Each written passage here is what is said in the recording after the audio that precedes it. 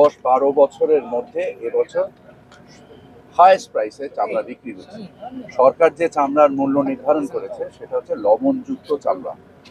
এই লবণযুক্ত চামড়ার কিছু চামড়া যে 400-500 টাকায় দামে বিক্রি হচ্ছে না, যেটা বললেন সেটা মানে হচ্ছে, বাট এই চামড়াগুলো অনেক ক্ষেত্রে আদা পচা, চামড়াগুলো অপ্রক্রিয়াজাত এবং এই চামড়াগুলো লবণবিহীন।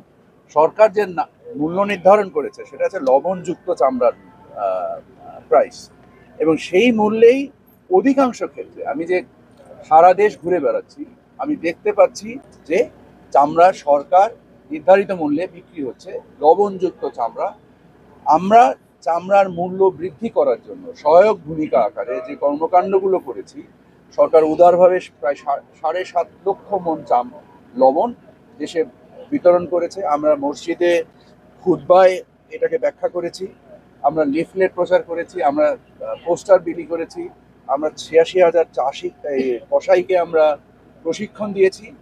আমরা রপ্তানিকে উদারীকরণ করার জন্য ওয়েট ব্লু চামড়া এবং কাঁচা চামড়া রপ্তানি 3 মাসের জন্য আমরা ওপেন করে দিয়েছি। এর ফলে আমরা মনে করি একটা চাহিদার সৃষ্টি হবে এবং এই চাহিদার বিনিময়ে চামড়া উপযুক্ত মূল্যে, চামড়ার যে পুরানো হারানো যে গৌরব এটা ইনশাল্লাহ ফেরত আসবে। এই উদ্যোগ বাংলাদেশের ইতিহাসে কখনো নেওয়া হয়। এই উদ্যোগের সাথে যদি সম্পৃক্ত না হয় আর সমস্ত দায় যদি আপনি ডক্টর ইউনূসকে বলেন যে উনি এসে চামড়া কিনে নিয়ে যাবেন, আমার তো মনে হয় এটা একটু জুলুম হয়ে যাচ্ছে। আপনাকে চিন্তা করতে হবে যে বাস্তবতার নিরিখে যে প্রচেষ্টাটা সরকার নিয়েছে তার সাথে আপনারা কতটুকু অংশগ্রহণ করেছেন এবং সেই অংশগ্রহণের বিনিময়ে যারা মূল্য পাচ্ছে তারা সঠিক মূল্য পাচ্ছে কি পাচ্ছে না।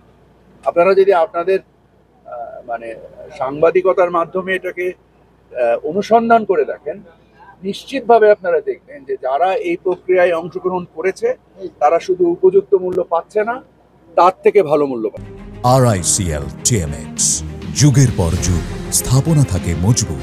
এবং আমি নিজে কালকে যখন সাতক্ষীরা অঞ্চল এবং বাংলাদেশের সর্ববৃহৎ হয়তো বা ল্যান্ড বর্ডার বলতে পারি আমরা, সাতক্ষীরা অঞ্চল দিয়ে যাওয়া হয়, আমি নিজে পর্যবেক্ষণ করেছি এবং আমি দেখেছি যে তারা খুবই সতর্ক অবস্থায় আছে। বাংলাদেশ থেকে কোনো চামড়া ইনশাল্লাহ পাচার হবে না।